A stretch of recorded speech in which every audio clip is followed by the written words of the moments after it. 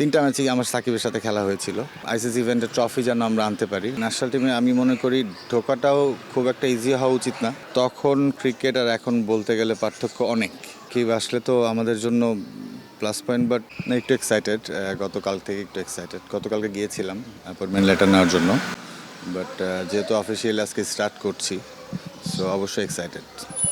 মানে বাসায় আপনার সাথে কি আলোচনা হচ্ছে যে এখন যেহেতু ক্রিকেটার ছিলেন, ক্রিকেটার থেকে একটা এখন ন্যাশনাল টিমে যে স্বপ্ন থাকে আর কি, ক্রিকেটার পরে যে ন্যাশনাল টিমকে মানে এগিয়ে নিয়ে যাওয়া, তো এই যে ভূমিকা বাসায় কি বলে?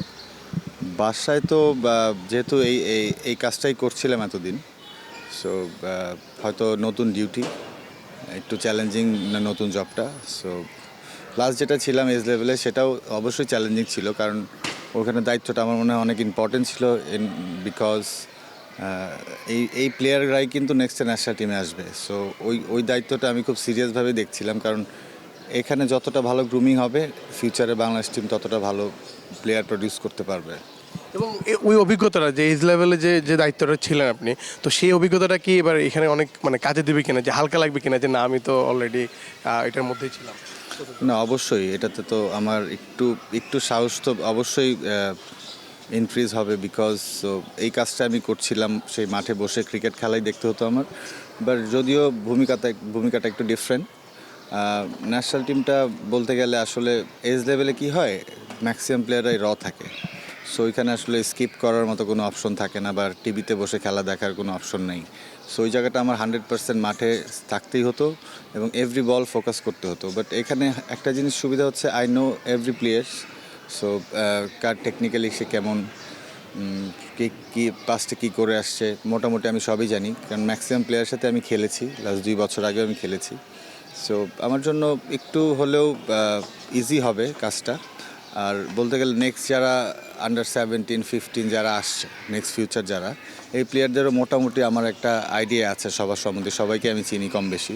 সো নেক্সটে যারা আসবে 19 খেলে বা ডোমেস্টিক খেলে, তো তাদেরও একটা তাদের সম্পর্কে আমার একটা ভালো ধারণা থেকে যাবে, যেটা আমাকে ফিউচারে অনেক হেল্প করবে আমি আশা করি। লতিফ ভাই, আপনি বলছিলেন যে মানে এটা আপনাকে হেল্প করবে, তো এর আগে আমরা জানি যে আপনি বলছিলেন যে খেলাধুলোর কথা, যে সবার সাথে খেলেছেন, আপনি নান্নু ভাইয়ের সাথে ক্রিকেট খেলেছেন, আপনি তাজিদ তামিমদের সাথে, মানে যারা এখন মানে ন্যাশনাল টিমে সার্ভ করতেছে তাদের সাথেও ক্রিকেট খেলেছেন।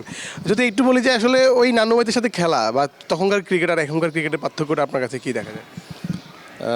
তখন ক্রিকেট আর এখন বলতে গেলে পার্থক্য অনেক। সো ওই সময় ক্রিকেটটা আসলে মাত্র শুরু, আমাদের টেস্ট ক্রিকেটটা মাত্র স্টার্ট। আমি 2002-তে আমার ফার্স্ট ডেবিউ হয়েছে ফার্স্ট ক্লাসে। সো 2000 আমাদের স্ট্যাটাস পেয়েছি, একদমই নতুন ছিলাম আমরা ইন্টারন্যাশনাল ক্রিকেটে। সো তারপর থেকে তো অনেক চেঞ্জ আসছে ক্রিকেট, আমরা সবাই জানি। সো যদিও আমাদের আশাটা একটু বেশি ছিল, 25-26 বছর হয়ে গিয়েছে। সো এখনও ওইভাবে আমি যেটা আশা করেছিলাম ওই স্টেজে এখনও যাইনি। আশা করব ফিউচারে আমরা ওখানে যাওয়ার জন্যই যতটা হেল্প ক্রিকেট বোর্ডকে বা দেশকে করা যায় ওইভাবেই আগাবো। প্ল্যান তো ওইটাই, যে অনেস্টলি কাজ করা, যেন বাংলাদেশ ক্রিকেটটাকে আরও অনেক দূর আগিয়ে নেওয়া যায়। সো ওইরকমভাবে প্ল্যান করে আগাচ্ছি। তারপরও আমরা আজকে বসবো, আমাদের সব সিলেক্টর মিলে কথা হবে, একটা সুন্দর মিটিং হবে। তারপর কে কীভাবে কাজটা আগাবো, কার কী রোল, সেটা ভালো মতো জেনে নিয়ে আমরা ওইভাবে আগাবো। লতিফ ভাই, আপনিও অনেক সরাসরি কথা বলছেন, মানে থাকে না যে নতুন দায়িত্ব পেয়েছেন বা ওরকম কোনো পিছু টান রেখে কথা বলছেন, এবং কি নাইম ভাইও সেম অবস্থা। নাইম ভাই বলছিলেন যে তিনি দল থেকে কেউ বাদ পড়লে সেই প্লেয়ারই বলবে কেন বাদ পড়ছে। আপনি বলছেন যে এখানে আমরা নান্নু ভাইদের আমলে যে ক্রিকেটটা দেখেছেন এটার থেকে মানে যতটুকু উন্নতি হওয়ার কথা ততটুকু হয় নাই, মানে আপনি এমনটা বলছেন। মানে আপনি নিজে তো ক্রিকেট খেলেছেন, আপনার ইন্টারন্যাশনাল ক্রিকেট আপনি টি-20 খেলেছেন 3টি। কি মনে হয় কি, মানে যে আপনি যে যে প্রসেসের মধ্যে দিয়ে গিয়েছেন এই প্রসেসটা হবে না, মানে আমি যেটা মিন করতেছি যে আপনাকে আরও সুযোগ দেওয়ার সুযোগ ছিল, কিন্তু সেই জায়গাটা ন্যাশনাল টিমে যারা আসবে আপনি কি তাদেরকে সেই প্রসেসে রাখবেন কিনা, যে আরও পরিণত করা, যে 3টা ম্যাচ খেলেই যাতে ন্যাশনাল টিমটা শেষ না হয়, এই আক্ষেপটা যেন কোনো ক্রিকেটার নিয়ে না যায় অ্যাটলিস্ট? না না, সেটা অবশ্যই এরকমই হওয়া উচিত, কারণ ন্যাশনাল টিমে আমি মনে করি ঢোকাটাও খুব একটা ইজি হওয়া উচিত না, যে আমি একটা সিজন ভালো খেললাম ন্যাশনাল টিমে চলে আসলাম, এরকম হওয়া উচিত না। 3-4টা সিজন বা অনেক লম্বা সময় ভালো খেলেই ন্যাশনাল টিমে ঢোকা উচিত। আর ন্যাশনাল টিম প্লেয়ার ঢুকবে বেরোবে, এটাই নর্মাল, এটা সব দেশেই হয়। সো এটার জন্য আমাকে প্লেয়ারদের আমাদের কথা বলতে হবে তাদের সাথে, যে তোমার ল্যাকিংস কোথায়, তোমার কি করে আবার ন্যাশনাল টিমে ব্র্যাক করার জন্য আবার কি করতে হবে, এই জিনিসগুলো আমাদের ক্লিয়ার করে তাদের বুঝিয়ে দিতে হবে। আর সেকেন্ডলি যেটা হয়, আমাদের ন্যাশনাল টিম থেকে বাদ পড়ার পর যে ফ্যাসিলিটিসটা, যে আমি আবার ব্যাক করব ন্যাশনাল টিমে, এটা খুবই খারাপ। সো হয় কি, ন্যাশনাল টিম স্কোয়াডের বাইরে চলে গেলেই না, তার আসলে স্কোপটা খুবই কমে যায় মাঠে প্র্যাকটিস করার বলেন সব কিছু। সো এটাও মেক শিওর করার চেষ্টা করব যে একটা প্লেয়ার বাদ পড়ে গেলে বা যারা আপকামিং যারা আসবে ন্যাশনাল টিমে, ওই প্লেয়ারগুলো যেন সুন্দরভাবে সুযোগ সুবিধা পায় আবার স্ট্রংলি ব্যাক করার জন্য। যেটা বলছিলাম 3 ম্যাচ খেলে আপনি 3 ম্যাচ খেলে আর মানে সুযোগ পাননি, ঠিক এই প্রসেসটা কি থাকবে কিনা, বা আপনি কীভাবে চাইবেন যে মানে প্লেয়ারদেরকে আরও মানে অনেকগুলো ম্যাচ অন্তত খেলিয়ে তাদের সেরাটা বের করে আনা? না, সেটাই আমার মনে হয় যে, যেটা বললাম যে ইজিলি ঢুকাও, যেরকম আমরা একটা প্লেয়ারকে কখন নিব ন্যাশনাল টিমে, আমার যখন মনে হবে যে এই প্লেয়ারটা ক্যাপেবল, দেশকে লম্বা সার্ভ করতে পারবে, সো আমরা ওই সময় কনসিডার করব একটা প্লেয়ারকে। সো তারপরেও যদি একটা দুইটা ম্যাচ খারাপ খেলে ফেলে, সো এক দুইটা ম্যাচ তো ইম্পর্টেন্ট না আসলে একটা প্লেয়ারের জন্য। অ্যাটলিস্ট এনাফ সুযোগ দেওয়া উচিত, যেহেতু আমরা তাকে ন্যাশনাল টিমে চান্স দিয়েছি। সো এমনি তো তাকে ন্যাশনাল টিমে নিব না, সে পারফর্ম করে আসছে বলেই তো তাকে ন্যাশনাল টিমে নিচ্ছি। সো ঢুকিয়ে একটা দুটো ম্যাচ খেলে বাদ দিয়ে দিলাম, এটা আসলে আমার কাছেও আনফেয়ার মনে হয়। এটা ওই প্লেয়ারের সাথেও জাস্টিস করা হবে না। সো আমার মনে হয় যে ওই দিক থেকে আমরা সবাই একমতই হব, অ্যাটলিস্ট একটা প্লেয়ারকে ঢুকালে যাতে তাকে এনাফ চান্স দেওয়া হয়, তাকে প্রুফ করার মতো সুযোগ দেওয়া হয়। দারুণ বলেছেন নাদিব ভাই। নাদিব ভাই, আপনি যেহেতু আপনাদের বিশ্বকাপ পর্যন্ত আপনাদের সাথে আছে, তো ঠিক এতটুকু সময়ের মধ্যে কি পরিকল্পনা করছেন, বা কি থাকে না আপনি যে ব্যক্তিগত যে আপনি ঠিক ন্যাশনাল টিমটাকে এমন জায়গায় নিয়ে যেতে চান যেখানে দেখতে চান আসলে ঠিক এই 1 বছরে? 1 বছর আসলে খুবই কম সময়, 1 বছরে তো ড্রাস্টিক্যালি চেঞ্জ হওয়া ডিফিকাল্ট। সো তারপরেও আমার তো প্ল্যান আছে অ্যাটলিস্ট এর মাঝখানে যে কোনো একটা আইসিসি ইভেন্টের ট্রফি যেন আমরা আনতে পারি, ওরকম চিন্তা তো অবশ্যই বড় রাখতে হবে না। আদারওয়াইজ তো আপনার গোল যদি ছোট থাকে তাহলে আসলে অ্যাচিভ করার চান্সেসটা খুবই লেস। সো গোলটা ওরকমই থাকবে। তারপরেও আমি আশা করব আমাদের যে প্যানেলটা আছে, আমার মনে হয় সবাই খুব প্ল্যান করেই আগাচ্ছে। একটা বেটার কিছু হবে বাংলাদেশে, একটা বেটার ফিউচার আসবে বাংলাদেশে।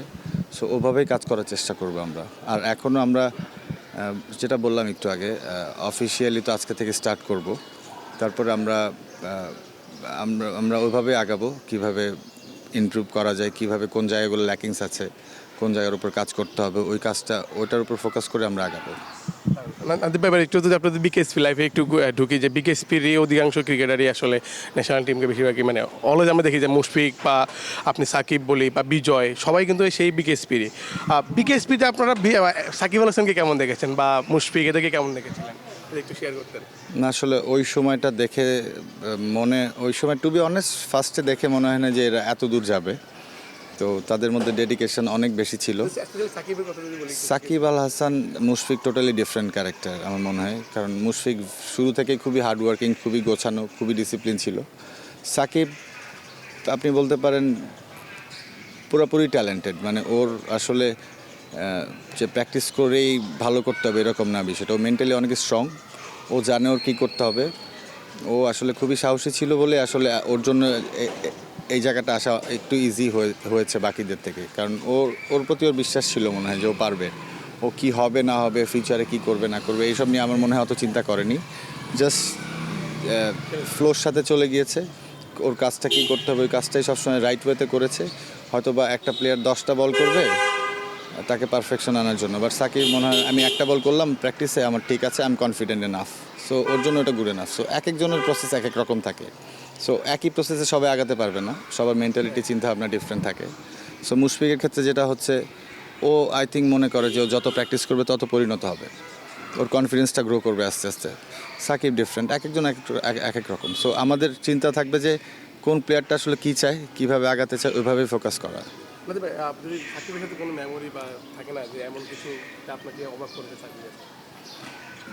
না, অবাক তো সবসময় করে যে দেখা গেছে প্র্যাকটিসের আগে ডোমেস্টিক টাইমে ওর সাথে ইন্টারন্যাশনালে খুব কম ম্যাচই খেলেছি। ফার্স্ট ওয়ার্ল্ড কাপটা 2টা ম্যাচ খেলেছিলাম ওর সাথে, 3টা ম্যাচই আমার সাকিবের সাথে খেলা হয়েছিল। সো যেটা বললাম যে ও শুরু থেকেই খুব কনফিডেন্ট ছিল। আমরা যখন ক্রিকেটটা স্টার্ট করি আমার মেন্টালিটি ছিল কি হবে ফিউচার নিয়ে, বিভিন্ন রকম চিন্তা ছিল মাথায়, বাট ওরও সবসময় ড্যাম কেয়ার মনে হয়েছে। সো এর জন্য আসলে শুরু থেকেই খুব সাহসী ছিল, এর জন্য আজকে এই জায়গায় এসেছে ও। আর মুশফিক? মুশফিক তো everyday he is improving everyday, মানে দেখছেনই তো, মানে অলমোস্ট 40-র কাছাকাছি বয়স হয়ে যাচ্ছে, তার ডেডিকেশন হার্ডওয়ার্ক এখনও কিন্তু আগের মতোই আছে। হয়তো বা আমার মনে হয় ক্রিকেট ছাড়ার পরেও সে হার্ডওয়ার্কিংই থাকবে। হ্যাঁ, রাইট রাইট, সে একটা হ্যাবিট হয়ে গেছে ওর জিনিসটা। সো ওটা আসলে ওর নেশা হয়ে গেছে, যে প্র্যাকটিস করা, রেজাল্ট কী হবে না হবে ওটা না, ওর প্র্যাকটিস করার একটা নেশার মতো হয়ে গেছে। এই জিনিসগুলো আসলে ভেরি ইম্পর্ট্যান্ট একটা প্লেয়ারের জন্য। ভাই, একটা প্রশ্ন আসলে আপনি চাইলে উত্তর দিতে পারেন এবং আপনি যেভাবে দেন আসলে সাকিব ইস্যুটা আসেই আসলে সব সময় আপনাদের কথা বলতে গেলে। সাকিব একটা দেশে ফেরা বা অনেক কিছু আসলে অনেক এর আগে আমরা শুনেছি যে সে ফিটনেস ঠিক থাকলে বা মানে ফর্মে থাকলে, আপনার কাছে কি মনে হয় সাকিবকে আপনি যদি দলে চান আসলে কোন ভূমিকা চাবেন আসলে? না, অবশ্যই সাকিব আসলে তো আমাদের জন্য প্লাস পয়েন্ট, বাট ওই মাঠের বাইরের ইস্যুগুলা, কবে ব্যাক করবে, যখন ব্যাক করবে তখন ফিটনেসের লেভেলটা কোথায় থাকবে, কতটুকু প্রিপেয়ার খেলার জন্য। সো ও তো still one of the best, আমরা সবাই জানি। স্টিল ও অনেকগুলা ফ্র্যাঞ্চাইজি লিগ খেলছেন, আমরা সবাই জানি। সো ওর জন্য আমার মনে হয় ও মেন্টালি স্ট্রং এনাফ, আর ন্যাশনাল টিমে আবার ব্যাক করার জন্য আমার মনে হয় যতটুকু হার্ডওয়ার্ক করা দরকার সে করে যাচ্ছে। তারপরেও মাঠের বাইরের বিষয়গুলো তো আসলে আমাদের হাতে না, ওই জিনিসগুলো ঠিক থাকলে তারপর আমরা বিবেচনা করব, সব সিলেক্টরের সাথে বসে কথা বলে একটা ডিসিশনে আসবো।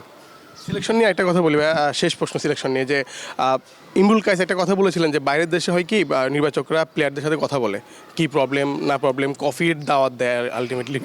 ভাই বলছিলেন যে বাংলাদেশে এই কালচার নাই কফির দাওয়াত, অ্যাটলিস্ট আপনি কফির দাওয়াত দিবেন কিনা যে যারা লাইক মানে ন্যাশনাল টিমের একটু বাইরে আছে বা ম্যাচ খেলেছে পারফরমেন্স করতেছে না, তাদের সাথে বসবেন কিনা, যে টাইম স্পেন্ড করবেন কিনা, যে তোমার এই জায়গায় প্রবলেম ওই জায়গায় প্রবলেম, এগুলো সলভ করতে?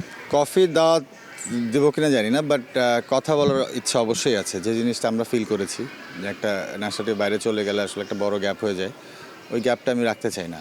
যে একটা প্লেয়ার ন্যাশনাল থেকে বেরোয় গেলে তার কীভাবে কাম ব্যাক করতে হবে, তার কী কী কাজ করতে হবে, কোথায় ল্যাকিংস আছে, এই জিনিসগুলো নিয়ে অবশ্যই আমার কথা বলার ইচ্ছা আছে। সো এটা করা উচিত, এই কালচারটা আমাদেরও আসা উচিত আমি মনে করি। শেষ প্রশ্ন, ন্যাশনাল মানে আমাদের যে ডিপিএলটা হচ্ছে মানে একটু পিছিয়েছে বা ঠিক মতো হচ্ছে না, এটা আপনাদের জন্য কতটা গুরুত্বপূর্ণ এবং দেশের ক্রিকেটের জন্য কতটা গুরুত্বপূর্ণ এই বিষয়টা একটু বলুন। অবশ্যই সিলেকশনের জন্য গুরুত্বপূর্ণ। তারপর আমি বলবো প্রায় 200টা প্লেয়ার প্রিমিয়ার লিগ খেলে, তো এদের রুটি রোজি হয়তো বা 30-40-50টা প্লেয়ারের একটা ভালো অবস্থায় আছে। এর বাইরের প্লেয়ারগুলো কিন্তু প্রত্যেকটা বছর ওয়েট করে কখন প্রিমিয়ার লিগ আসবে, একটা অ্যামাউন্ট আর্ন করবে, ওই টাকা দিয়ে তারা সারা বছর সংসার চালাবে। সো এটা আসলে মাস্ট হয়ে গিয়েছে প্লেয়ারদের জন্য। সো আর সিলেকশনের ক্ষেত্রে বলবো, আগে তো দেখতেনি আমাদের প্রিমিয়ার লিগটা কত ইম্পর্টেন্ট ছিল সিলেকশনের জন্য। তো ওইখান থেকে আসলে প্রিমিয়ার লিগটা স্টার্ট হওয়া খুবই ইম্পর্টেন্ট। আমাদের ম্যাচ দেখার সুযোগও বাড়বে, নতুন নতুন প্লেয়ারকে দেখতে পারবো। কারণ বিসিএল এনসিএলে আপনি কয়টা প্লেয়ার খেলে, অনেক মানে হাতে গোনা, হয়তো বিসিএলে 60টা প্লেয়ার খেলছে, এনসিএল হয়তো 100-150 প্লেয়ার, 100-120টা প্লেয়ার খেলছে। সো এর বাইরের প্লেয়ারগুলো কিন্তু নতুনভাবে সুযোগ পাচ্ছে না। প্রিমিয়ার লিগ, ফার্স্ট ডিভিশন, এই লিগগুলো হলে অনেক প্লেয়ার নতুনভাবে উঠে আসার সুযোগ থাকে। আর এই প্লেয়ারগুলো যদি কোনো এইমই না থাকে যে ক্রিকেট খেলা হবে, তাহলে ওদের ইচ্ছা শক্তিটা আস্তে আস্তে কমে যায়। এই খেলাগুলো যদি রেগুলার না হয় আসলে ডিফিকাল্ট, দেশে ক্রিকেটের জন্য, ফিউচারের জন্য ক্ষতিগ্রস্ত হবে আমরা। পুরো প্যানেল নিয়ে কি বলবেন, নির্বাচক প্যানেলটা নিয়ে মানে আপনার কাছে কেমন লাগছে, যেহেতু আপনারা সবাই ক্রিকেটার, মানে থাকে না একসাথেই খেলেছেন কম বেশি, মানে কি বলবেন এটা নিয়ে? না, অবশ্যই সুমন ভাই তো আপনারা সবাই জানেন কত এক্সপিরিয়েন্স ছিল, কতদিন বাংলাদেশ টিমকে সার্ভ করেছে, উনি চিফ সিলেক্টর হয়ে আসছে। অবশ্যই আমরা অনেক হেল্প পাবো ওনার থেকে, আমরা যেহেতু নতুন। সো উনি আগে অনেক দিন কাজ করে গিয়েছে এখানে। সো অবশ্যই আমরা ফার্স্ট স্টেপে গিয়ে জিজ্ঞেস করবো আমরা কীভাবে আগাবো না আগাবো। মনে আমরা ওনার সাথে কথা বলি, তারপরে আমাদের নিজস্ব মতামত থাকবে, ওনার সাথে সেটা নিয়ে ডিসকাস করব। তারপর যেটা পজিটিভ আসে, ভালো দিক ভালো হয় সবার জন্য, সেটাই আমরা চিন্তা করেই আগাবো আসলে। আর শান্ত ভাই আছেন, তারপর নাইম ভাই আছেন। না, অবশ্যই শান্ত ভাইও লাস্ট 1 বছর থেকে কাজ করছে, এর আগে লম্বা টাইম এস গ্রুপে কাজ করেছেন। তো শান্ত ভাই অনেক এক্সপিরিয়েন্স, একসময় বাংলাদেশ টিমকে অনেক দিন সার্ভ করেছে, যখন হয়তো অনেকে খেলা দেখতো না, তখন শান্ত ভাই কিন্তু অনেক বড় একটা নাম ছিল আমাদের সময়। তারপর নাইমও লম্বা first class career, we all know. হয়তো বা প্রিমিয়ার লিগ হলে হয়তো সিলেকশন প্যানেলে আসতো কিনা, আই এম নট শিওর। তো খুব ভালো একটা প্যানেল হয়েছে আমার মনে হয়, আমরা হোপফুলি ভালো মতোই সার্ভ করে যেতে পারবো। থ্যাংক ইউ সো মাচ ভাই, best of luck. Thank you.